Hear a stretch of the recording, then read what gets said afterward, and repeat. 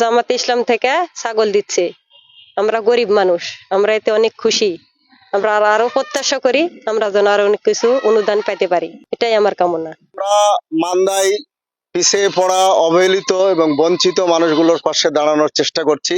আমরা 2025 এই ছাগল বিতরণ অনুষ্ঠান করলাম। ইতিপূর্বে আমরা এই কাজ করেছি, আগামীতে এটা আমাদের অব্যাহত থাকবে। আমরা চাই দুস্থ অসহায় মানুষগুলো তারা এটাকে অবলম্বন করে স্বাবলম্বী হয়ে গড়ে উঠুক। বাংলাদেশ জামাতে ইসলাম থেকে একটি ছাগল দিচ্ছে।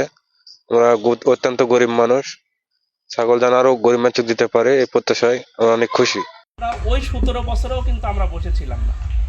ওই 17 বছরেও আমরা বিভিন্ন সময় মানুষদেরকে, কাউকে ছাগল, কাউকে গরু, কাউকে সেলাই মেশিন, যাকে যেভাবে পারা যায়, কাউকে দোকান করে দিয়েছি। এইভাবে আমরা সব সময় মানুষদের পাশে থাকার চেষ্টা করেছি। তো অতীতে আমরা এই কাজগুলো করতাম। জামাত ইসলামী বাংলাদেশের 4 দফা কর্মসূচি।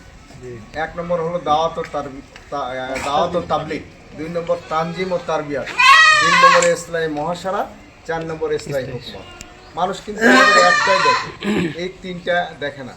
প্রথমত আমরা মানুষকে ইসলামের দিকে, কল্যাণকর কাজের দিকে, মানবিক কাজের দিকে আহ্বান করি এবং এটা প্রচার করি।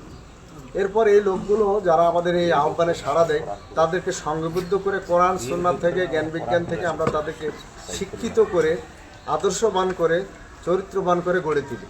তৃতীয় কাজ হলো ইসলামী মহাসারা, সমাজের অবহেলিত, বঞ্চিত সমাজ সংস্কার কাজ, সমাজে পিছিয়ে পড়া, দুঃখী, দারিদ্র, অসহায়, বিধবা মানুষের পাশে দাঁড়ানো। এই কাজগুলো আমরা আগে সেলাই মেশিন, তারপরে গরু, এরপরে ছোট দোকান, চায়ের দোকান, এগুলোতে সহযোগিতা করতাম। আমরা সেখানে সুফল পেয়েছি।